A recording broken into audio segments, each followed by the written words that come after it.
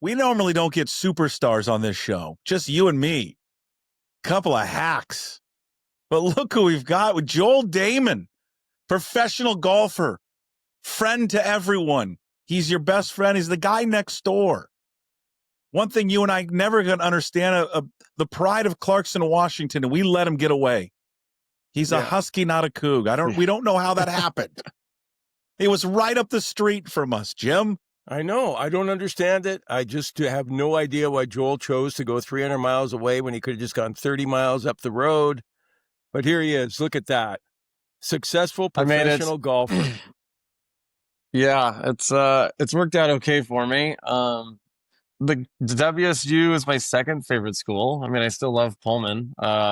It still, feels a little bit like home, being over there on that side of the state. So it's really fun to be back for the Apple Cup and enjoy that and see a lot of good friends, and some people I haven't seen in a while. So it felt like home, and thankfully the Huskies came out on top.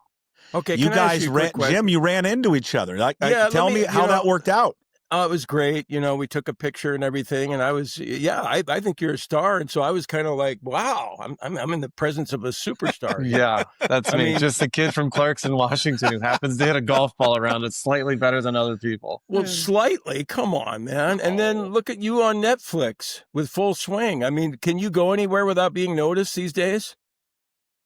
I mean, it's not a ton. It's like, I would say I'm in like the 14th minute-ish of the 15 minutes of fame, probably. So it's been a little less, but there's still, in airports or in golf cities, obviously you're going to get quite a bit, but I can cruise around Phoenix, Scottsdale and not have any issues. But, once a guy like Jim Moore says hi to you and takes a picture, then you got a lot more kids coming over and saying hi to you. And, but no, it was a good time.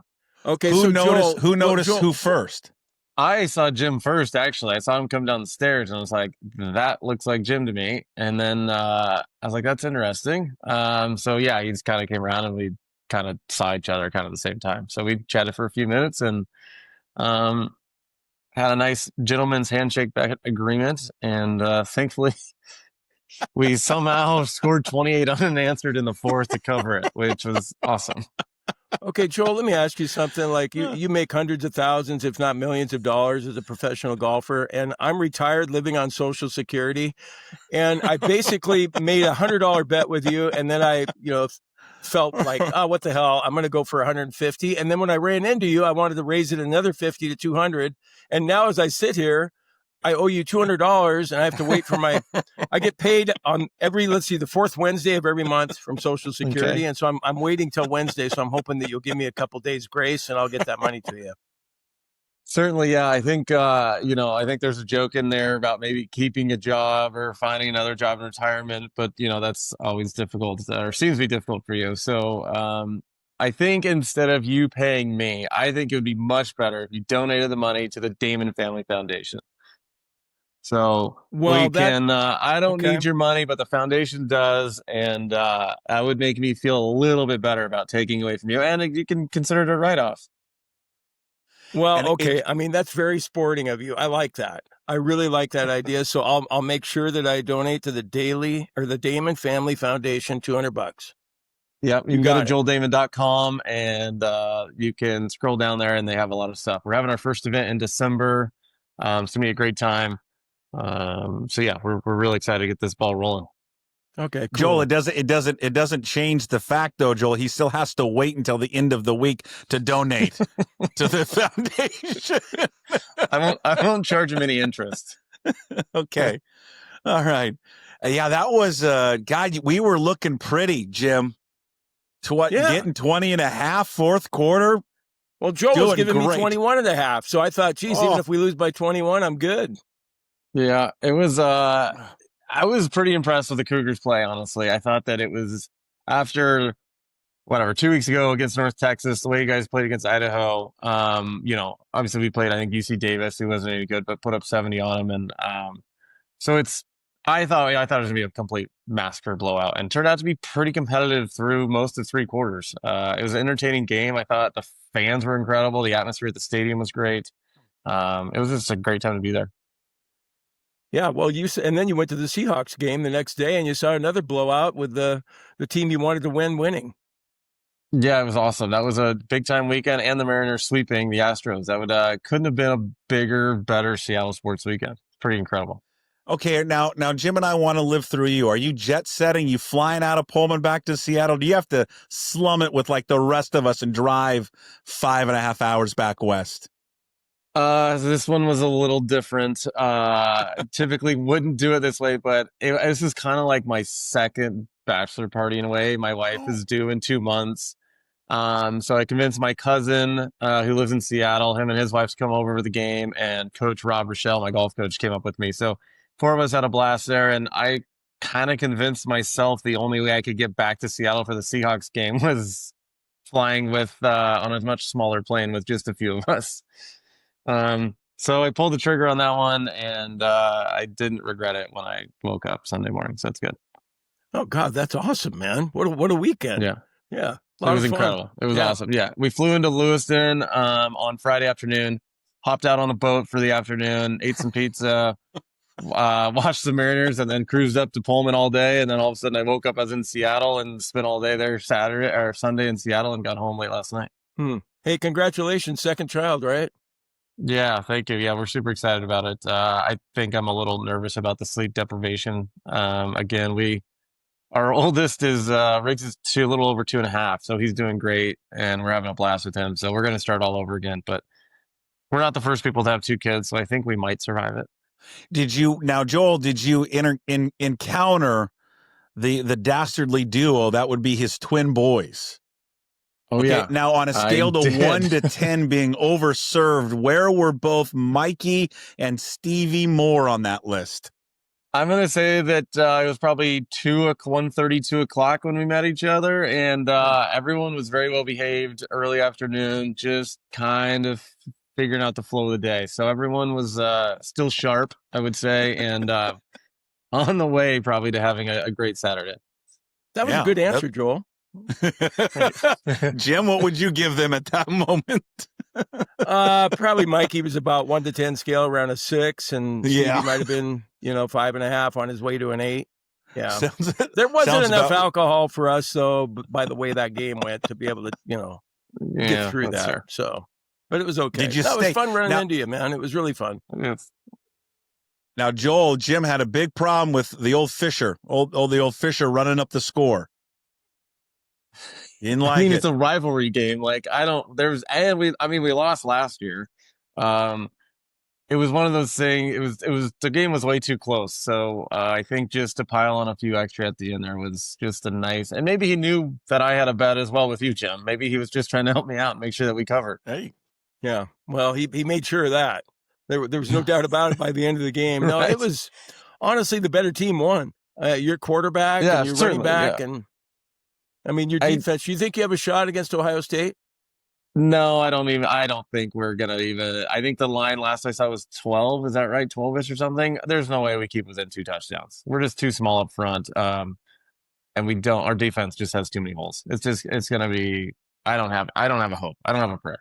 Kind of like you guys against us last week. I don't appreciate this. Yeah, that wasn't necessary. I mean, I didn't have a hope. I'll be honest, did not have a hope until I watched the first quarter. Then I felt, well, maybe there's a little glimmer of hope. We might actually have a shot in this thing. The Seahawks game. When's the last time you've been to a Hawks game in Seattle? You get there frequently? I try to go once a year. So my cousin has season tickets, and his little man at Lucas is 10 now. So we try to go. I try to get up to a few more. It's harder, obviously, with the fall schedule and a kid these days, but try to make sure I get up to at least 1 game a year. And this one obviously worked out well. And it was nice when we saw him playing the Saints and knew they're got to be one of the worst teams in the league this year. So it was nice to get off to a hot start and just enjoy a nice, warm, gorgeous, sunny afternoon in Seattle in September.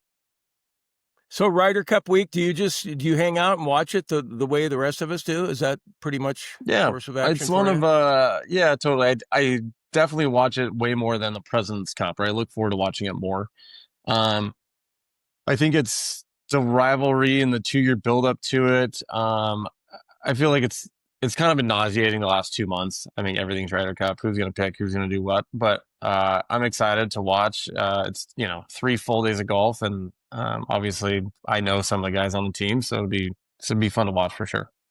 Is that a goal? Do you dream one day of playing in that?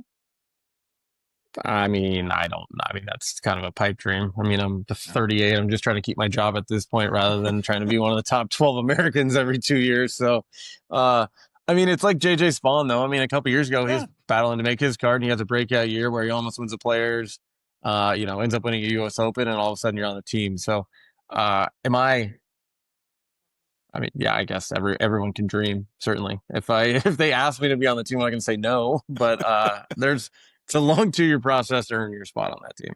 Well, okay, if the Ryder Cup isn't your dream, what is? I'll probably play like 5 more years and retire. No, come on, you're supposed to say I want a green jacket. No, I'd like to play in the Masters. That'd be fine. I don't have I just try, like, at this point, I'm just trying to get better. And there's a lot of, loose ends, and you can always get better at golf. So I feel like my chipping's really improved the last month. I kind of figured out maybe a new technique that's going to work for me. And my putting stats have been trending this last year. Don't tell him your technique. No, I don't want his technique. I want to give him my technique. I know. I don't do it. No, I think Joel's going to like it. Okay, are you a good chipper, Jim? No, I'm not. I'm about to tell you what I've resorted to. I can't chip. I don't know what my problem is, but I either blade it, a liner through the green, or I chunk it, and I try and, move my chest through the ball and do everything like you guys do it. It looks like it's second nature to you.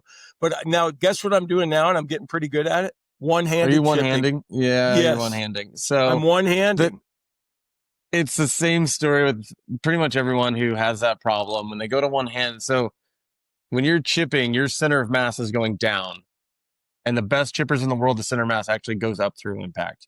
So if you're going down, you're going to, obviously you can blade it or chunk it, but that margin is very, very small as everything is going into the ground because there's not enough time in the chipping motion. So if you actually felt like you were standing up, some people call posting on your left leg, pivoting, whatever. And that's what one-handed makes you do, is you can't go down at the golf ball because obviously your club's going to be too long. Where as soon as a one-handed thing is, you're going to stay taller and you're going to rotate a little bit more around your left hip or your off of your left knee, and then you're going to chip it a lot better.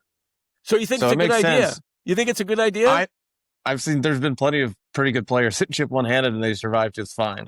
Hey, can you when you're on TV sometime, can you just try that? Luckily for me, I mean, I'm not the best chipper in the world, but I don't have the flinches out of me yet, or I don't have the yips with the chipper, so I can still hold it with 2 hands and look normal.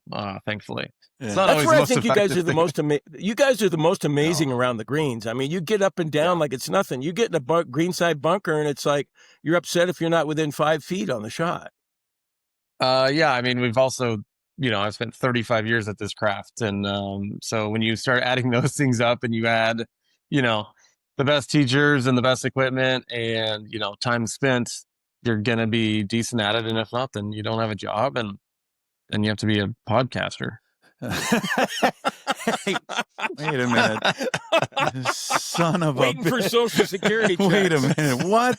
Yeah, We're because he's just not paying me anything, Joel. I had to go out and get my own money. You're getting paid plenty. God, we're You just got to bring catching in your own ads. We're catching exactly. strays over here, for God's sakes. Good Lord. What's the one shot that Joel Dahmen just does not like? Like when you've got to execute that or some scenario, you're like, oh, not this one. Any right to left shot, really. I'm a fader of the golf ball, so I don't draw it at all. If there's, especially with a longer club, if you have to work it right to left, whatever it is, the longer the club is, the harder it gets for me. So I just don't hit a draw. That's just, I haven't hit a draw in 10 years. So if you ask me to do that, I'm probably in a bad spot, or it's going to end up in a bad spot. Yeah.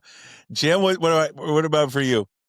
What, my best shot? No. You're like the shot you hate hitting the most. Like I hate anytime there's water. Anytime there's water, I have to go over water. I hate it. I'm just like done. Yeah. Just count me out. Forced cherries are tough over water for sure. No, anything that requires feel. I don't, isn't that the entire game? Like no, but like when I can't take a full swing, when I have to take I got like 60 yards here, I gotta choke down on a sand wedge or whatever. Yeah. A Hey, quick tip for that on your short ones. If you stand closer to the ball and your feet more narrow, that is just a recipe to hit the ball softer. Because if you think about the wider your driver's stance, the bigger you are, the further away you are. That's your longest swing. But if you do the opposite of that, of stand more narrow, stand closer to the ball, it's going to come out softer for you without feeling like you're like throwing an off-speed pitch. hey, Joel, if you were playing with someone just randomly and they were on the putting green and let's say they're 20 feet away and they hit the ball, but they hit it 15 feet away, past it. Do you think that player should just continue to putt out even though he's not away, but he just wants to finish? Like he feels that as the golfer, he's allowed, once he starts his putting, he's allowed to finish no matter what. Correct. That is true. I do think if you're just out with your boys on an amateur weekend, playing for a few bucks, continuous putting is not a bad idea because then it speeds up the game. If you're bad enough to hit it that far by anyways, you might as well just keep slapping at it and getting it next hole eventually. Well, he's talking about me here, Joel, and he's exaggerating. Okay, so when I have a 20-footer, I'm not going 15 feet by. I might go 5 feet by. And then I always say, I'll finish, and I don't see what the problem with that is because I get sick of the guys that have like a 2-footer left and then they mark, and I'm like going, Jesus Christ, just knock the 2-footer in. What are you doing? I'm on your team on this one, I think, Jim. There you go. As long as you're not mashing in someone's line or, it's whatever. Yeah, but as that's respectable as you need to be. Okay, as long as we're on the... But that's what he does, though. Yeah, that's what he does. No, wait a minute. As long as we're on that subject, slow play. Okay. So when you get paired with somebody out there and you know that he's a slow player, how do you handle it? What's your best way of handling it? Because I know that you're a member down there at Mesa Country Club and you guys play, what? If you're in a twosome down there, you're playing in what, 2.5 hours, 18 holes? Or 3 hours? Yeah, I mean, we play sixsomes in 3.5. We just play fast at our place. Drive around, someone's hitting teeing off on the next hole and you're finishing out. But the tour is a lot different. It doesn't matter how fast or slow as a whole. It's just golf takes a long time and tour golf takes longer. So now we're in, 4.5, 5 hours, typically 5 hours on Thursday, Friday. So you just kind of learn there's nothing you can do about it. If a player's really slow, I just won't watch him anymore. I won't look. I won't, if he's taking that long. That's a lot of times where you just kind of find your own world and stare off in it, or talk to your caddy or talk to your fellow playing competitor, because a lot of times it gets very old and tiring for sure. What do you think? Oh, God, Jim, I hate to ask this. What if he does this? I can't remember if you do this on the putting green. Do you do the whole thing with your feet and then the aim pointing? Yeah, I am not an aim pointer. No. Okay. So everyone should hate those people. Oh God, I think they should be stoned. We honestly, it's just awful. Get them off the tour. I don't think they should be able to do it. Yeah, the Ryder Cup captain, he's one of those guys. Yeah. That's why he's not playing, though. Wow. The aim pointing thing is tough. I think if done correctly. So there's guys that do it correctly, and it is pretty quick, and it's not a problem. There are other guys that are taking a long time doing it, or they aim point and then they also read it. It's not like one or the other. So if aim point is done correctly, you can do it in a timely manner where it's good enough. But does it look a little crazy that people are just walking around the whole yes, but there's not. You can't put a rule in golf to ban it, or there's nothing you can do about it, I guess. So when Patrick Cantlay is standing over his putt, do you ever think to yourself, Jesus Christ, putt the damn thing? Yeah, so it gets he probably gets a bad rap. Now he's not, there's times where he's very slow, certainly. There's people that are slower, but when you're on TV more often, you're going to see it more. But he does other things very quickly. Like he'll walk fast to his golf ball. His caddies are ready with numbers. So they're going through that process a lot faster. But him pulling the trigger over the ball seems like it's taking forever. But if you compare his process of getting ready, getting the yards and walking and all that stuff, it's probably not going to be that much slower than the average guy out there.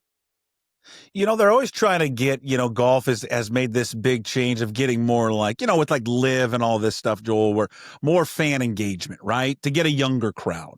How about a tournament in this wraparound season that we're in right now? How about an event in which you can drink? There's cocktails with a cart girl driving around, and you're required to have a drink. I don't know, Jim, what do you think? Every 4 holes? 3 holes? Well, I remember playing one time. It was just, a bunch of buddies. And Joel, you probably, you do something like this around the Masters, I think, where every drink that you had on the course, you'd take 1 stroke off your score. I have done something similar to that. Yes. Okay. Yeah. There's an idea. That's a perfect. There'd be now I'd be into that, watching a tournament this weekend or something, if it wasn't the Ryder Cup. Yeah, that's an interesting one. I know that the world rankings would change. That's for sure. If it was, there'd be a few guys out there that would be very good and maybe even better, and there'd be some guys who get worse rather quickly. So it's a fun idea if executed correctly, and I think Kisner might be the #1 player in the world if we go to that format. Joel, do you think you'd be better or worse? Man, as I've gotten older, I don't really drink and play golf anymore. I mean, I like to have a beer after the round, or I may have one on the back nine, but nothing like it used to be when I was young and fun. But like there's a line for everything, right? It's like fun to go out with the guys and have a few beers, but my game, I feel like I've gotten good enough at the game of golf that the line is pretty quickly. I go to the other side of it rather quickly. Where some guys play great at 6 or 8 or 10.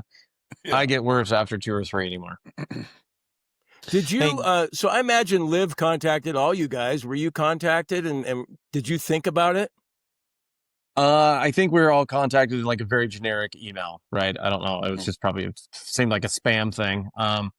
My manager had already done some dealings with them on the LPGA side, and he just didn't think it was a great idea overall. So we just wrote it off very quickly. It was never a real discussion. So I just kind of followed his lead on that, and I don't regret my decision of staying.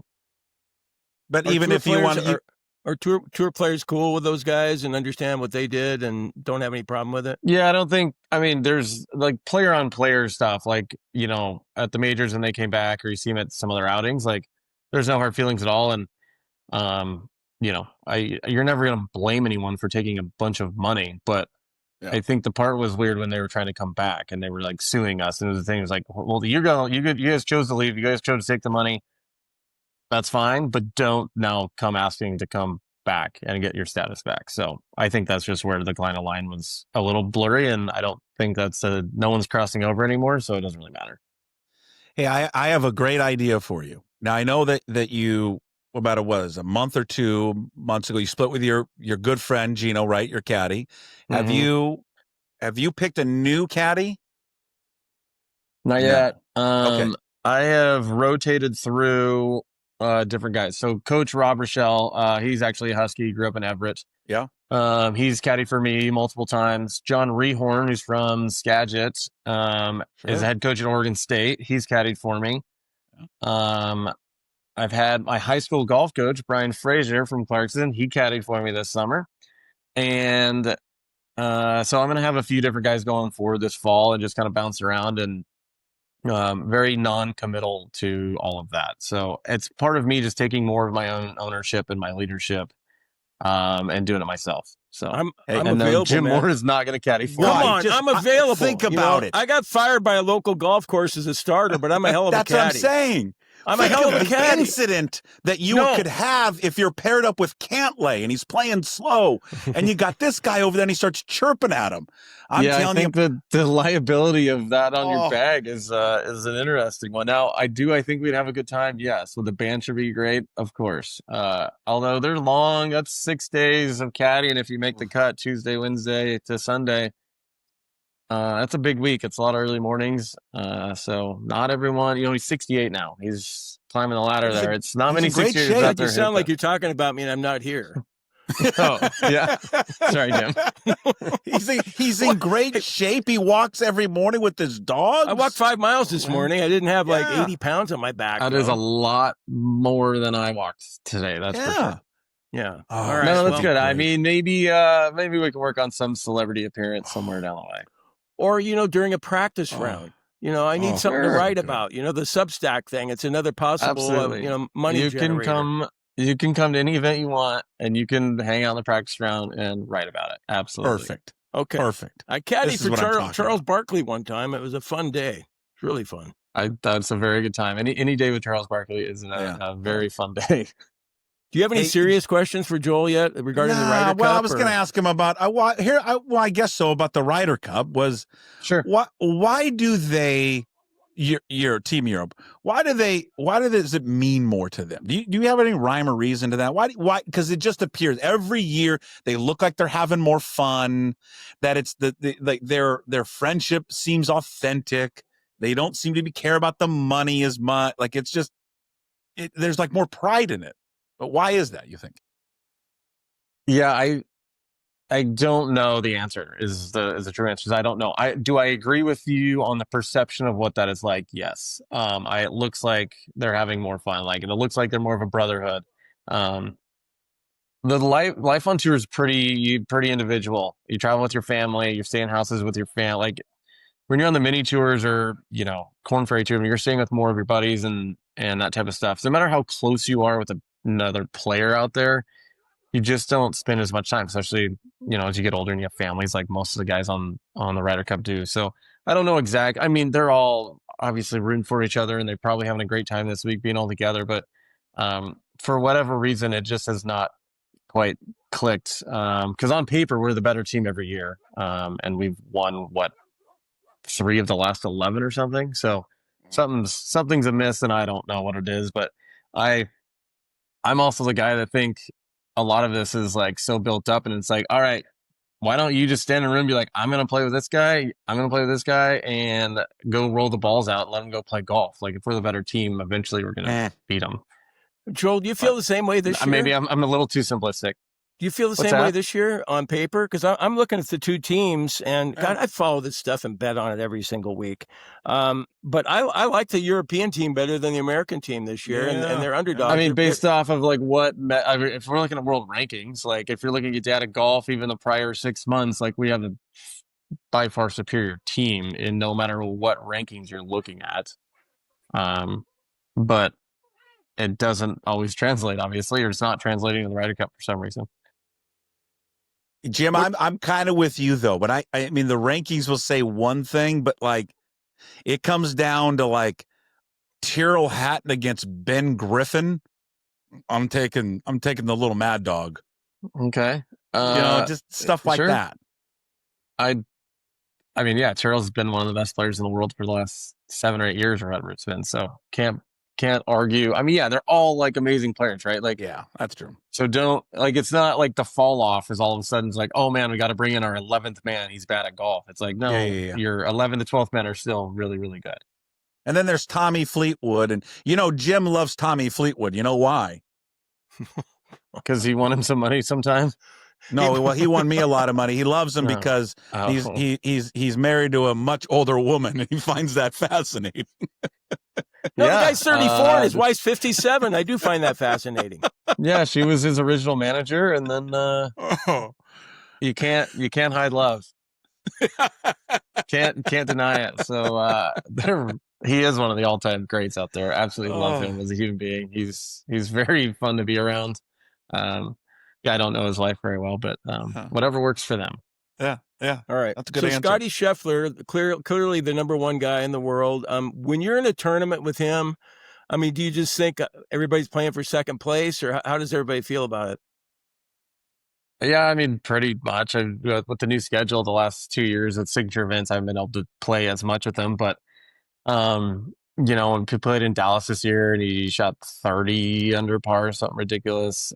Colonial. Yeah, I mean, it just, especially when you see his name pop up on the board early and quickly, it's like it's inevitable. A bad week for him is 7th or 8th.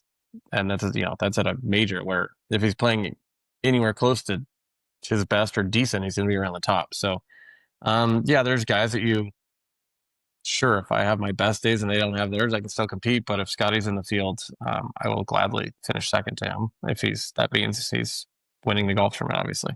Well, what's he like as a person? He's a lot more fun than you would probably think. We in the PT room, our PTs are good buddies. So we're always, when we're at the same events, our tables are next to each other. So he's pretty witty, actually. He's pretty funny. Will not shy away from a good laugh. But Yeah, he's just always down to chat and talk and be just a very normal human being.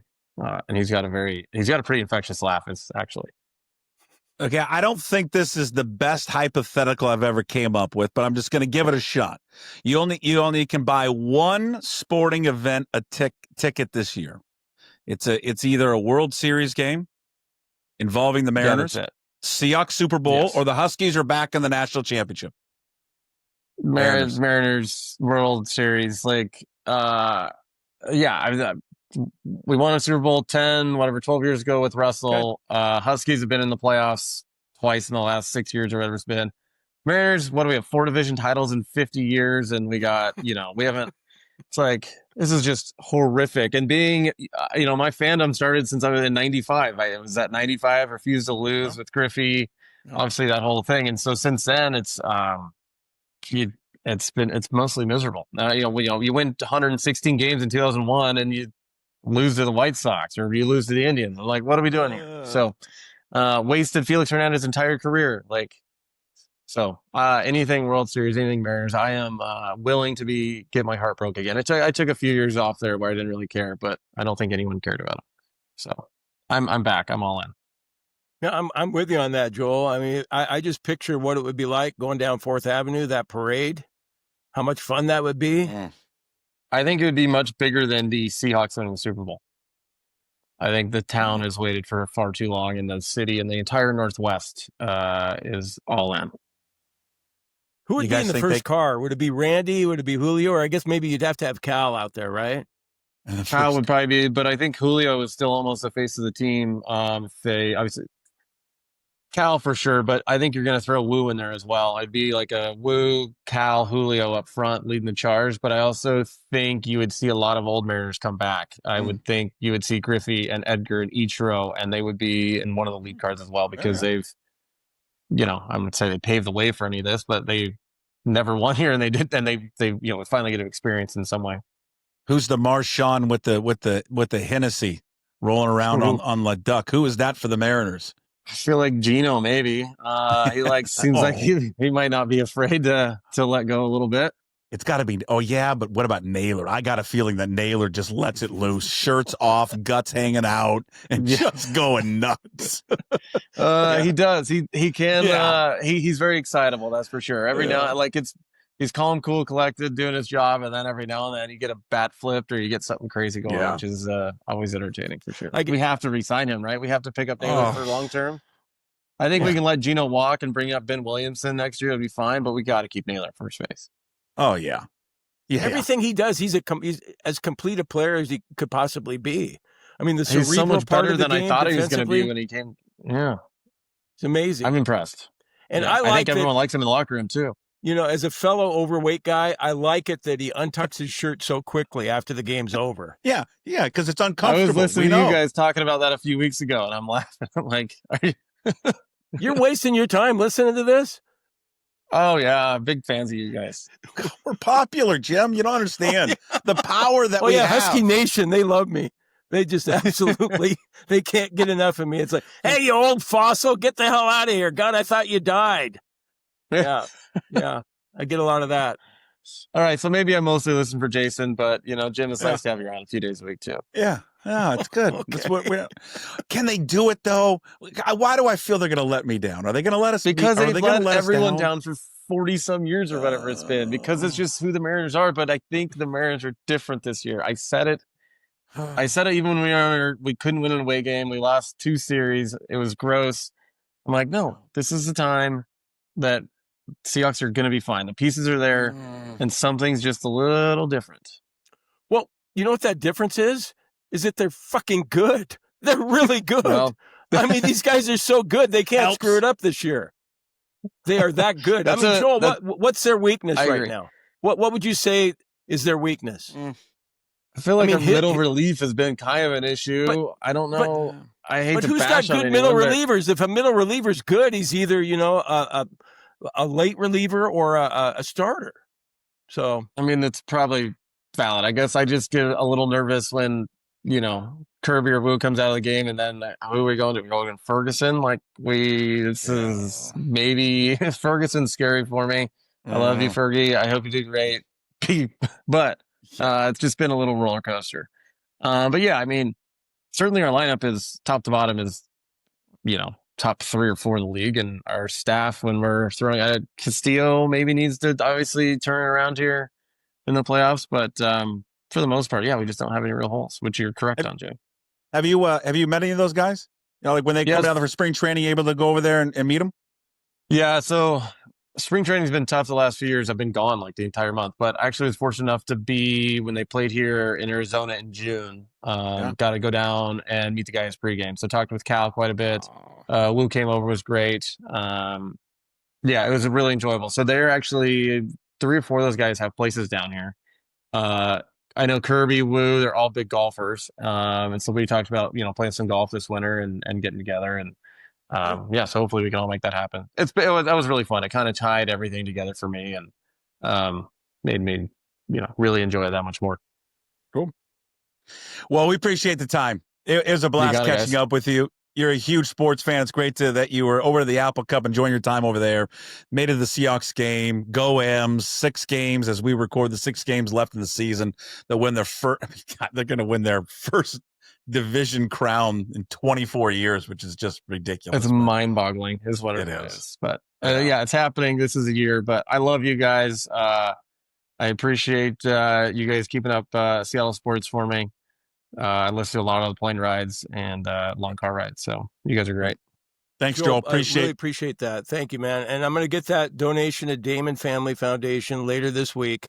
And in return, I want to ask you one more favor. We talked about it a little bit briefly at Valhalla. When you're 300 to 1 and you feel like you're ready to win the tournament, can you please let me know? Because I bet like $5 on you every week. You're either 200 to 1, 300 to 1, or 500 to 1. I want to see you come home.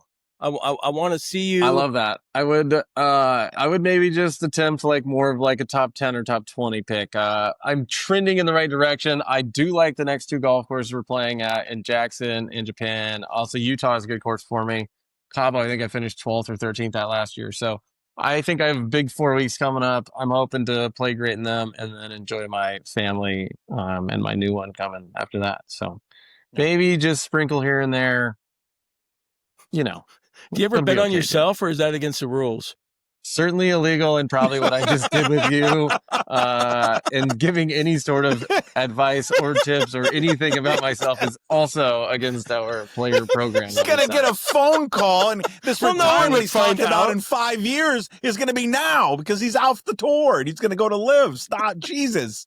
Get him in trouble. This is... You put me in a tough spot there, Jim. Way to go. Sorry, Joel. Wink, I love you. Wink if you have. And he's winking. Yes, yes.